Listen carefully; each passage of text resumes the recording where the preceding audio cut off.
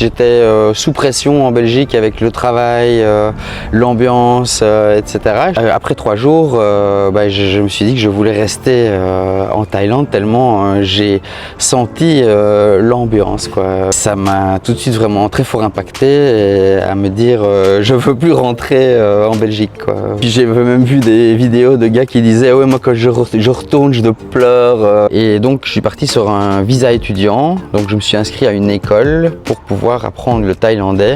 J'ai dit c'est un autre monde ici, c'est complètement différent. Au niveau économique, l'Europe, c'est en train de descendre complètement et c'est plus vraiment un endroit où il fait bon vivre, et les gens, au lieu de se retourner contre le système qui nous nuit, se retournent les uns contre les autres. C'est recréer une nouvelle vie, réinventer sa vie, quoi. C'est ça que je veux faire. Et ça marche. Au début, j'étais vraiment complètement amoureux de la Thaïlande. Je dis wow, c'est générique.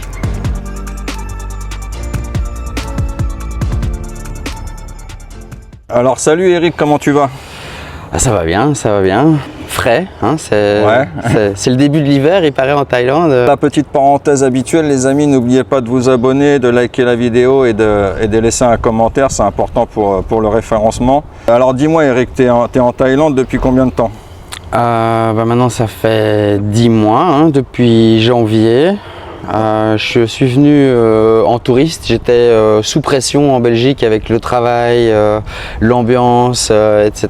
Je suis venu en vacances pour voir si je pouvais emménager en Thaïlande et si ça pouvait être possible, quoi, parce que je voyais déjà des vidéos sur YouTube et ça avait l'air génial. Et après 3 jours, en effet, je suis arrivé à Prachuap Khiri Khan les premiers jours. Donc c'est la ville dans la province de Prachuap Khiri Khan. Donc la première fois, tu as déboulé à Prachuap directement? C'est ça, parce que j'avais un ami belge qui a un petit resort là-bas depuis quelques années. Et donc du coup, j'ai atterri là. Et pour déjà découvrir le pays, ressentir, avoir les explications de base quand on arrive. Et après 3 jours, je me suis dit que je voulais rester en Thaïlande tellement j'ai senti l'ambiance, quoi, une ambiance différente de ce qu'on connaît chez nous, et ça m'a tout de suite vraiment très fort impacté et à me dire je veux plus rentrer en Belgique, quoi, voilà. D'accord, donc au bout de 3 jours, tu voulais plus rentrer, quoi. Ça a été. C'était radical, oui. Okay. Et que ce soit pour le climat, parce qu'on était au mois de janvier, donc rentrer en Belgique au mois de janvier. En plein hiver, ici climat top. Après 3 semaines ici, je me dis non.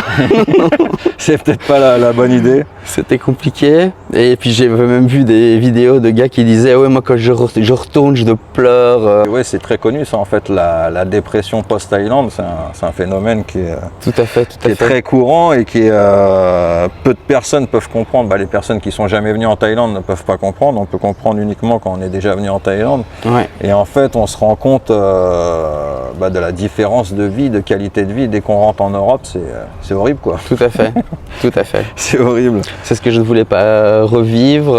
Donc, tu as quel visa alors en Thaïlande? J'ai commencé avec un visa touriste et après j'ai fait des visa run 2 fois pour pouvoir rester le plus longtemps possible. Okay. Est-ce que tu peux expliquer ce que c'est qu'un visa run? Alors le visa run, oui, c'est donc on a droit, à l'époque on avait droit à 1 mois de visa touriste, donc 30 jours, plus une extension de 30 jours en allant au bureau de l'immigration. Mais si on voulait encore prolonger, il fallait sortir du pays. Et c'est toujours le cas. Ici, maintenant, c'est 2 mois, c'est 60 jours. Et on peut faire une extension de 30 jours.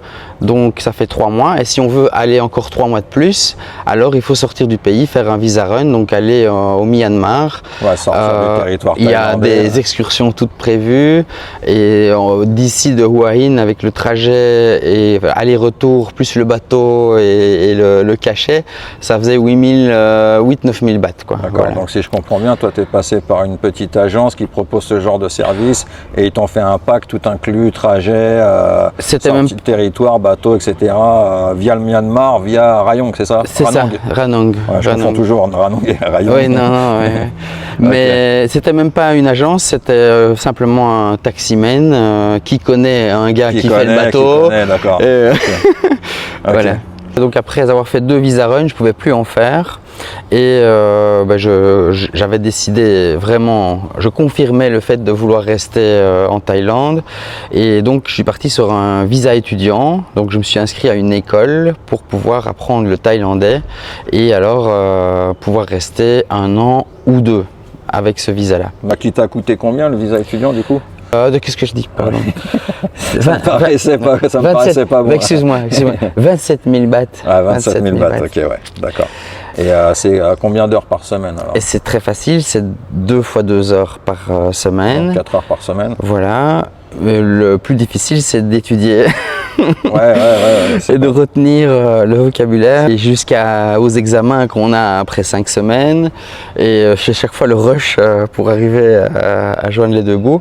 Mais bon, apparemment les résultats sont pas forcément en relation avec le visa. On va donner les bons conseils à vos abonnés. Le mieux, parce qu'il y a des gens qui s'amusent à pas aller au cours, etc. Ouais. Mais c'est pas conseillé. En fait, on peut avoir des soucis. L'immigration contrôle quand même cette chose-là. Donc c'est important d'y aller. Et puis en plus, les cours, ils sont payés dans notre visa. Donc autant en profiter, autant y aller. C'est dommage de les perdre. Tout à fait, tout à fait. Et ils viennent faire des photos dans la classe voilà, pour vérifier si on est bien au cours. Exactement. Et puis, comme je dis toujours, c'est quand même important d'apprendre et de parler un minimum la langue dans son pays d'accueil, quoi. D'office. Moi, j'ai bien fait de faire ça dès le début. Parce que justement maintenant après 10 mois, je parle déjà beaucoup mieux que des Farangs qui sont là depuis 20 ans. Ah il y en a, oui, ils sont depuis 10, 15, 20 ans et ils parlent 3 mots, ils font aucun effort. C'est ça. Et donc pour l'intégration, pour rencontrer des gens, pour les jardins, moi qui suis passionné de jardin, c'est génial, quoi. Je suis super content et j'ai toujours envie d'apprendre. Donc voilà, c'est un vrai challenge, on va dire, que je me suis mis.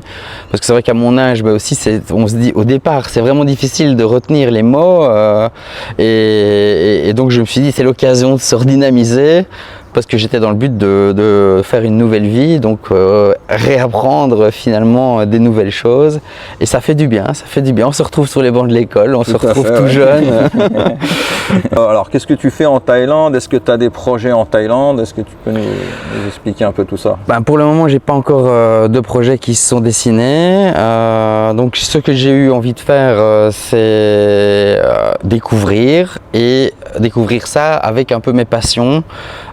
Qui sont donc, comme j'ai dit, le jardinage et la culture biologique, la permaculture, ce genre de choses. Et donc là maintenant, ce que j'ai fait, c'est que j'ai voyagé d'un jardin à l'autre. J'ai visité aussi le nord, je suis allé à Udon Thani. Il y a 2 semaines, j'étais à Chiang Mai. Je suis allé dans les montagnes là-bas, c'était vraiment magnifique. C'était très verdoyant, très agréable. Là-bas aussi, c'est la période la plus fraîche et donc c'était quasiment frais le soir, quoi. Mettre un petit pull. Ouais, déjà ici, là, quand c'est la saison fraîche, que ce soit le soir et le matin, c'est bien de mettre parfois une petite veste. Un petit sweat ou une petite veste. Donc j'ai beaucoup découvert comme ça et je partage alors quelques images sur ma chaîne YouTube. Tu peux nous dire c'est le nom de ta chaîne YouTube? De toute façon, je la mettrai dans la description comme d'habitude, mais si les abonnés veulent aller faire un petit tour sur ta chaîne. Tout à fait, donc c'est la chaîne Permalocale, PERMA espace local et c'est une chaîne que j'avais déjà lancée il y a plus de 10 ans à propos de permaculture et d'aquaponie, d'élevage de poissons et ce genre de choses. C'est des choses que je faisais à l'époque et c'est des choses que j'aimerais bien refaire ici, mais disons que ma chaîne maintenant a un peu changé, elle prend une nouvelle direction. Je parle de mes passions et donc ce qui est de créer une vie qui nous correspond avec nos valeurs et on va dire un peu créer une vie adaptée à ce qui peut nous rendre heureux.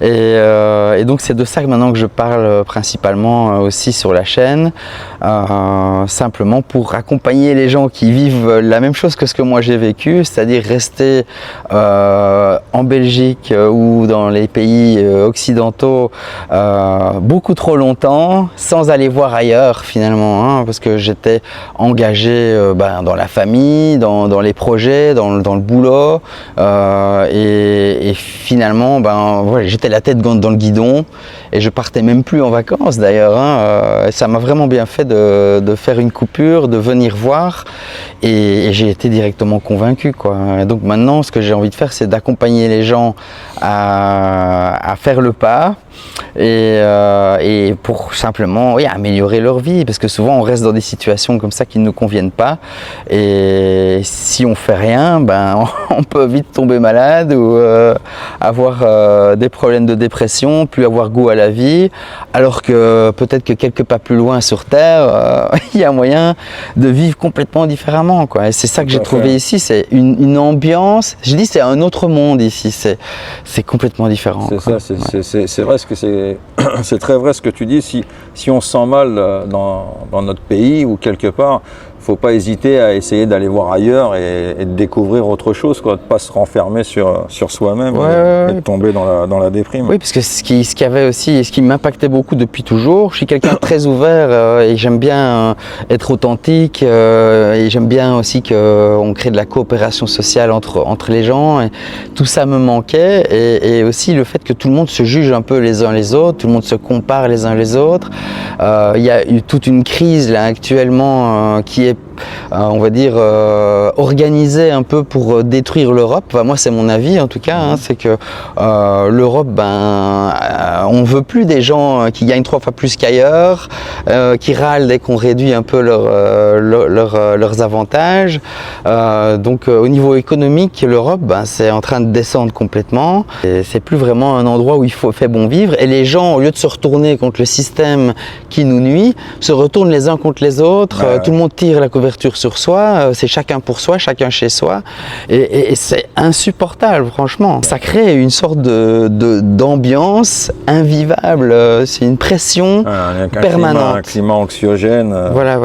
Et donc pour moi il faut changer, et quand je suis venu ici, c'était changer d'endroit, mais c'était aussi changer mes habitudes, changer mes façons de fonctionner, c'est recréer une nouvelle vie, réinventer sa vie, quoi. C'est ça que je veux faire. Okay. Et ça marche. Et tiens, ça tombe bien, j'allais venir un petit peu à ça. Est-ce que tu es plus heureux, est-ce que tu es plus épanoui ici en Thaïlande du coup? Ça fait que 10 mois, on verra bien sûr. Il y a aussi l'impression, quand c'est nouveau, c'est facile.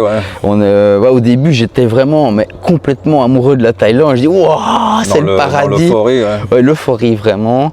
Mais après, j'ai compris la Thaïlande un peu plus au fur et à mesure des événements. J'ai aussi eu quelques petits problèmes. Et puis tu vas continuer à comprendre aussi avec le temps encore. Ouais, j'ai pas fini de découvrir, c'est certain. Mais maintenant j'ai compris que c'était pas parfait la Thaïlande. Il y a d'autres problèmes. Il y a pas de paradis, ça c'est faux. Il y a des bons et des mauvais côtés. C'est vrai qu'en Thaïlande il y a énormément de bons côtés. Après ça dépend des personnes, mais il peut y avoir quelques petits mauvais côtés. Mais en règle générale, on est quand même très bien, et il fait très bon vivre en Thaïlande, quoi. Je peux comprendre que la Thaïlande ne puisse pas convenir à tout le monde, parce qu'il faut aimer un peu le côté bordélique, chaotique qu'on retrouve ici. Parfois un peu sale aussi, il y a parfois des endroits où on se dit il y a des beaux endroits, mais ces endroits c'est pas beau du tout. En France c'est la même chose, il y a des quartiers qui sont complètement délabrés, c'est qu'il y a des... je prends l'exemple de Paris, qui était une ville très très belle, on disait que c'était la plus belle ville du monde. Maintenant, il y a des quartiers qui sont complètement pourris, quoi, avec des ordures partout. Je suppose qu'en Belgique, c'est la même chose. Tiens, d'ailleurs, j'ai vu une vidéo la dernière fois sur Bruxelles, et il y a des quartiers, c'est pareil, quoi, c'est horrible, c'est dégueulasse, quoi. Oui, bien sûr. Et puis là aussi, c'est le problème qu'on ne peut plus se promener comme on veut, on n'est plus en sécurité le soir. Et c'est vrai que ça aussi, c'est quelque chose de génial à la Thaïlande, qui finalement, je me dis, j'ai plus besoin d'aller voir ailleurs. C'est un des pays les plus agréables pour ça, quoi. La sécurité. C'est ça. Il y a sûrement, et il y a eu ici depuis que je suis à Hua Hin des agressions, des tirs par balle, ça existe encore, mais c'est pas autant que chez nous. Il n'y a pas les vols à la tire, on peut laisser la clé sur la mobilette, sur le motocycle. Il y a plein d'avantages, la porte ouverte, c'est vraiment sympa, quoi. C'est bien plus sécure en Thaïlande qu'en Europe. qu'en France et en Belgique. Oui, mais tu peux même voir les autres zones. Hein. Tu veux aller au Brésil, au Mexique ou autre, tu dois avoir une hacienda avec des gardes. Ici, c'est pas le cas, quoi. Il n'y a pas besoin. Bah, comme là, tu vois, on est dans ton petit resort. D'ailleurs, tout à l'heure, tu nous montreras un petit peu on va faire un petit peu le tour, les chambres, etc. Mais il y a toujours quand même une petite sécurité. Bon, même si elle sert pas, on va dire, à grand chose, parce que bah, moi, par exemple, je suis rentré comme dans un moulin, quoi. La dame, elle m'a fait coucou. C'est ça, oui. Et je suis rentré, mais il y a quand même des gens qui sont là pour regarder, jeter un œil, voir si tout se passe bien. Ok, alors tu nous fais un petit tour un petit peu. C'est un exemple de chambre en fait qu'il y a dans ton resort. Voilà, c'est un resort. Donc... En fait, c'est resort, mais en fait ils font un peu condo, quoi. C'est condo-hôtel un peu. Ils font au mois. Oui, mais je ne connais pas encore toutes les conditions. Ça fait 4 jours que je suis là et la manager est à Bangkok jusqu'à la semaine prochaine. Donc j'ai pas pu poser toutes les questions de savoir pourquoi il y avait tant de chambres libres. D'accord, mais ce que je voulais dire, c'est qu'ils font à la nuitée et au mois ou ils font uniquement au mois? Tu peux aussi avoir des chambres à la nuitée, environ 500 bahts par jour. D'accord, ah ouais, ok, donc c'est pas cher. Voilà, et ici, l'appartement au mois, c'était 10 000 le prix officiel et négociable voilà, pour 9 000. D'accord. Voilà. Donc on va faire un petit tour. Hein. Donc là, il y a un lit sympathique spacieux. avec une grande armoire. Ouais, voilà, c'est spacieux. En plus, avec une vue qui est quand même sympathique sur la piscine et puis sur le lac. Donc c'est quand même sympa. Oui, après, intégré dans la nature, hein, on a les arbres. Ouais, voilà, ouais. C'est sympa. Un petit balcon, quoi. Enfin, on va dire une petite avancée. Un petit coin salon. Par contre, je vois pas de télé du coup. Ils ont pas, il y a pas de. Il y avait une télé, mais elle l'a bougé. Ok, ouais. Ça doit être en option ou. Moi, j'utilise pas la télé. Par contre, il y a un coin sympa, un beau coin cuisine. On peut cuisiner, hein. Il y a tout ce qu'il faut. Un beau plan de travail.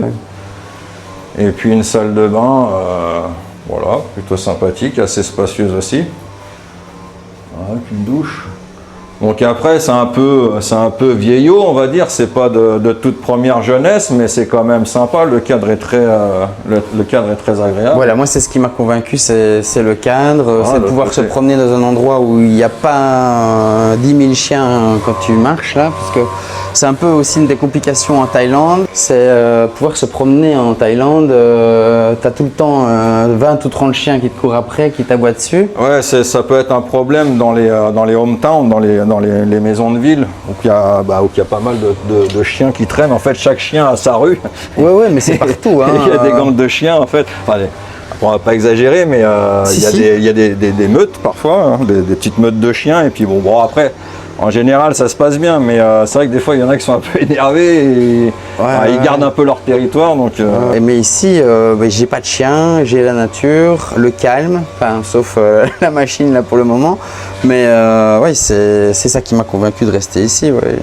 Et donc ici, j'ai un petit jardin. C'est justement là le jardin. Donc ça serait là que tu voudrais planter. Et là, on va faire des légumes. Donc il faudrait que tu défraîchisses un petit peu. On va tout nettoyer et c'est ce que je vais partager sur ma chaîne YouTube aussi, c'est mes expérimentations de jardinage ici en Thaïlande. Étant jardinier depuis toujours, je vais partager ma passion et mes découvertes, surtout parce que je n'y connais rien en Thaïlande, c'est totalement différent et j'ai des endroits pour apprendre, j'ai déjà fait quelques petites expériences et ici je vais alors partager à ceux qui sont intéressés comment je fais et quels légumes et aussi les arbres, les fleurs, les fruits, tout ce que je découvre. C'est ça. Le faire découvrir aux gens aussi. C'est ça, tout à fait. Mais les Thaïs, eux, sont toujours très méfiants. En tout cas, les différentes familles que j'ai rencontrées, ils ferment leurs portes, ils font attention à tout, beaucoup plus que moi. Moi, je dis, c'est bon. Ils savent qu'il y a quand même des vols, etc. Donc ils font quand même attention. Hein. Ils font plus attention. C'est ce que je dis toujours aussi. Il faut quand même. En Thaïlande, normalement, il ne se passe rien, mais il faut quand même faire attention. Il ne faut pas tenter le diable. C'est ça, tout à fait. Qu'est-ce qui te manque de la Belgique, alors, Eric? À part le fromage et la bière. Ouais. Il y a de la bonne bière aussi en Thaïlande. Mais justement, on peut trouver aussi des fromages, tous les fromages, même si la plupart sont des fromages industriels, j'ai plus les fromages de fermiers comme j'aime manger chez moi, parce que moi j'aime bien les bons produits biologiques, les produits authentiques. D'ailleurs, je t'interromps rapidement, est-ce que tu peux nous montrer un petit peu, j'ai vu que tu avais ramassé des petits produits dans le coin. C'est ça aussi que je suis venu faire en Thaïlande, c'est un peu le rêve de se dire que ici c'est plus facile de vivre simplement. Je veux une vie simple et facile. Et ce qui n'était pas possible en Belgique, parce que moi je suis permaculteur, donc je voulais produire assez de choses, de besoins essentiels avec mon jardin, mon environnement, pour pouvoir vivre sans vraiment beaucoup travailler ailleurs, sans vendre ma vie en fait. Et par contre, en Belgique, on ne va jamais te laisser tranquille, parce qu'il y a tellement de taxes à payer, il y a tellement d'autorisations à avoir pour pouvoir vendre les produits que tu fais toi-même, que finalement tu ne peux rien faire. Et ici l'idée c'était de venir créer peut-être des jardins, c'est mon rêve, c'est ce que je viens chercher. Et d'ailleurs je fais appel à tous les gens qui sont intéressés par ce genre de sujet de venir me suivre et de créer une communauté alors de gens qui voudraient faire ça. On pourrait aussi simplement créer quelque chose ensemble, parce que ici voilà, les jardins pour produire de quoi manger tous les jours, c'est faisable, beaucoup plus facile. Pour pouvoir en vivre, il y a beaucoup moins d'autorisation. On peut cueillir les bananes de ton jardin, les mettre sur la table devant chez toi et les vendre. Et parfois avec moins... Un parent n'aura pas le droit de le faire. Mais non. Si tu as une copine thaï par exemple, elle pourra vendre les bananes et il n'y aura aucun souci. Voilà. Et puis tu pourras aussi les manger gratuitement, ça t'évitera d'en acheter. C'est ça. Oui, parce que l'idée c'est même pas de faire du commerce, c'est juste déjà pouvoir vivre avec autonome. Être autonome le plus possible, et d'avoir peut-être encore besoin d'un peu d'argent, parce qu'il en faudra toujours ici aussi en tant qu'étranger. Il y a les visas, il y a toujours besoin d'argent, mais pas beaucoup quoi. Et déjà il n'y a plus de chauffage aussi, il n'y a plus besoin de chauffage. Il y a l'ERCO maintenant. Au niveau alimentation, ça me convient très bien aussi de ne plus manger de pain, de fromage et de bière. Donc je me sens beaucoup mieux à manger thaï physiquement, parce qu'il y a beaucoup moins de gluten, il y a moins de viande, même si on a dans presque tous les plats, c'est quand même toujours des petites quantités. Et ils mangent aussi beaucoup d'aliments crus, et ce qui est excellent pour la santé. C'est un peu ce que je suis venu chercher ici, c'est la vie simple et pouvoir cueillir beaucoup de choses à manger, comme ce que je faisais aussi déjà chez moi, c'est-à-dire manger les plantes sauvages. Et donc en me promenant ici dans le resort où je suis depuis quelques jours, il y a des sortes de haricots comme ça, là on peut ouvrir et avoir les... Si j'y arrive maintenant, il y a des graines comme ça ici à l'intérieur et c'est très bon. Ça prend un petit peu de temps de décortiquage, mais je vais la voir ici, là j'ai la graine comme ça. Il y a le tamarinier ici juste en me promenant. Ça c'est très bon. Ça voilà, et ça peut se manger cru.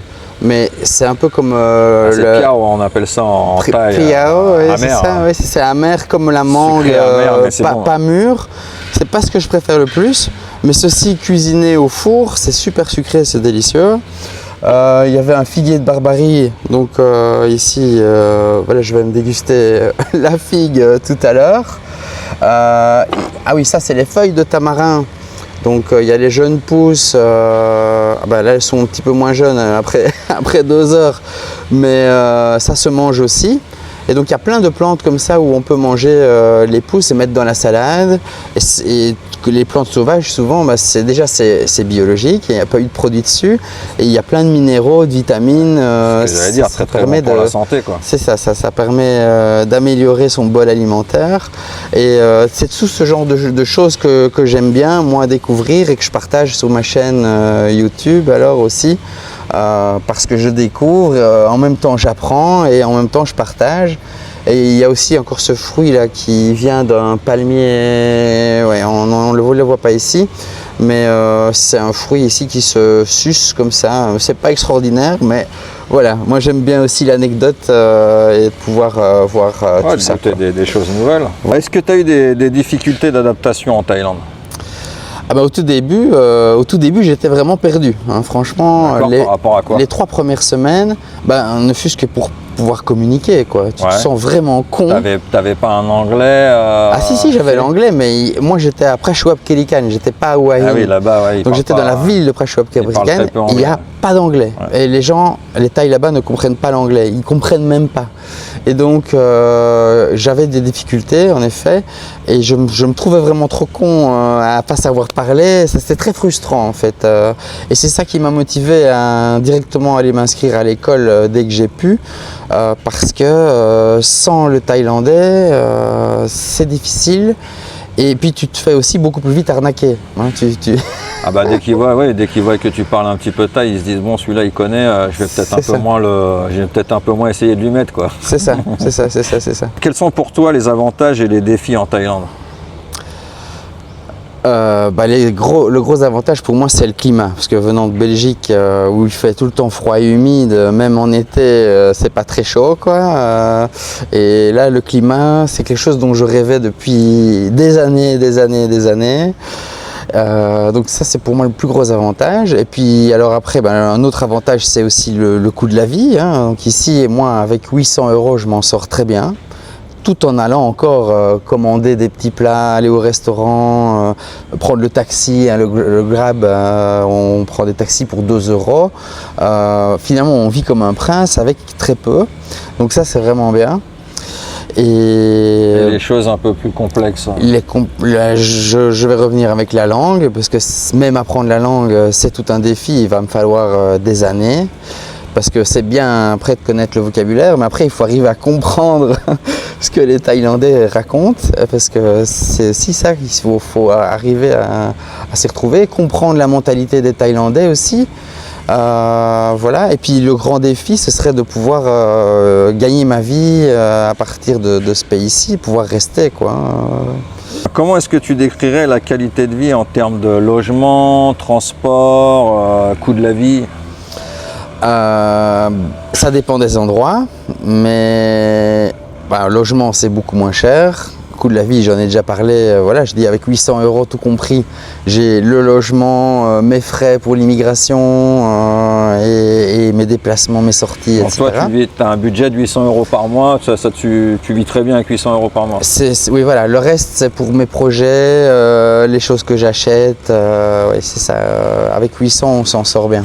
D'accord. Mais bien sûr, moi je ne suis pas dépensier, je ne bois pas d'alcool, je vais au marché faire mes courses, je vais rarement au restaurant pour étrangers où ça coûte 500 bahts le repas. Tu manges thaï? Non, ouais, je mange thaï et ça me coûte 100 bahts par repas maximum, quoi. Quand on est à deux, on en a peut-être pour 200-300. 300 bahts, ouais. Mais ça reste super raisonnable. Et quand je cuisinais en Belgique, ça me coûtait le même prix, hein, ou plus. Or, ça dépend des endroits. Il y a des endroits où c'est vraiment compliqué. Hein, quand il n'y a pas de taxi, quand il n'y a pas de Grab, il faut trouver une mobilette ou quelque chose. Parce qu'alors, de toute façon, le moyen de locomotion en Thaïlande, le plus simple et le plus pratique pour moi, c'est le scooter. Ouais, le scooter, oui, je dis mobilette, mais... C'est la motobike, comme on dit ici. C'est ça, oui. Mais après, il y a quand même toujours des vannes, des bus, des choses comme ça, le train. Oui, et ça coûte pas cher. Et ça coûte que dalle. Voilà, pour traverser le pays, donc je suis allé à Udon Thani, je suis allé à Chiang Mai, ça coûte maximum 1000 bahts pour traverser toute la Thaïlande. Voilà, en bus ou en train? En train ou en bus, c'est parfois même genre de tarif. Oui, mais pour revenir de Chiang Mai, par exemple, c'était seulement 400 bahts, 440 bahts je crois, mais ça a pris 24 heures. Ça c'était en bus ou en train? C'était en train, mais c'était un train omnibus qui s'arrêtait tout le temps. Ouais. Ça a été le voyage le plus long de ma vie. Et c'était 700 plus 700. Ouais, 700 bornes.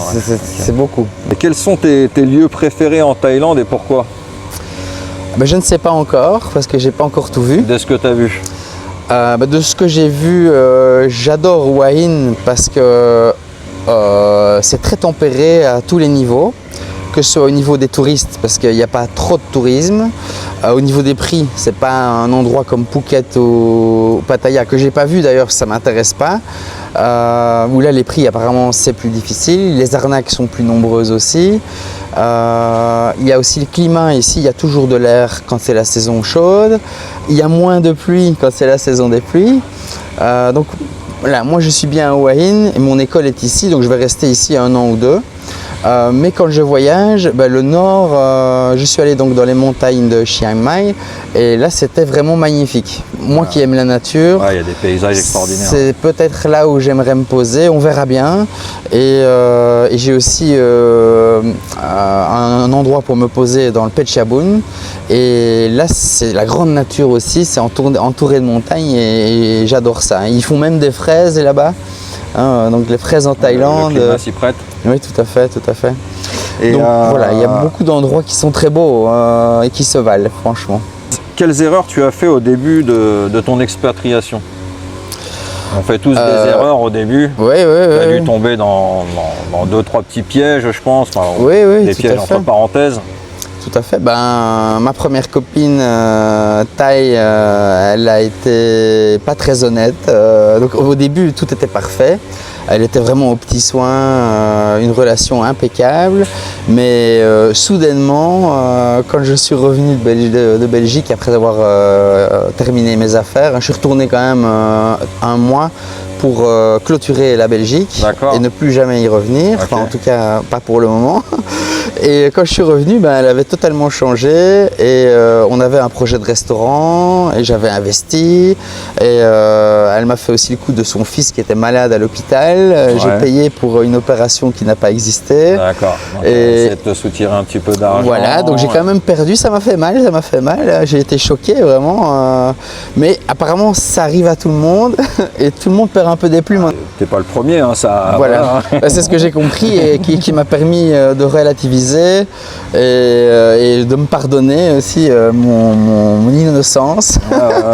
Mais voilà, j'ai pensé mes plaies. Maintenant la vie continue et maintenant je sais aussi, voilà, je connais mieux aussi maintenant la Thaïlande. Maintenant je commence à parler thaïlandais, donc je commence à comprendre ce qui se dit aussi. Et à comprendre un peu mieux aussi les Thaïlandaises. Oui, les Thaïlandaises et les attitudes. Tu comprends maintenant, maintenant je crois que je peux capter quand quelqu'un il est pas clair. Tu arrives à plus les cerner. C'est ça, déjà. Mais même si peut-être que je suis pas à l'abri, parce que on peut encore perdre des plumes. Exactement, exactement. Mes conseils pour quelqu'un qui viendrait, en premier je dirais oui, c'est ça, c'est fais attention. Même se faire avoir par les filles, quoi. Voilà, même si elle est parfaite, moi j'avais trouvé la perle, je me dis waouh, extraordinaire, mais elle était tellement aux petits soins que c'était pas normal finalement, tu vois. C'était même trop parfait pour que ça soit normal. Voilà. Mais enfin, on m'avait tellement dit du bien des Thaïlandaises que je dis ah bah ouais, waouh et tout. Après 4 mois, je commençais à donner ma confiance. Tu sais qu'il y en a qui ils sont avec des nanas pendant des années. Hein. Il y en a, c'est des travails qui peuvent durer des années pour obtenir une maison ou pour obtenir, tu vois ce que je veux dire. Et on se retrouve sur la paille à la fin. Et qu'est-ce que la Thaïlande t'a appris sur la vie et sur toi-même? Beaucoup de choses. Je pense que c'est vraiment un endroit pour apprendre, c'est pour se découvrir, c'est une terre accueillante.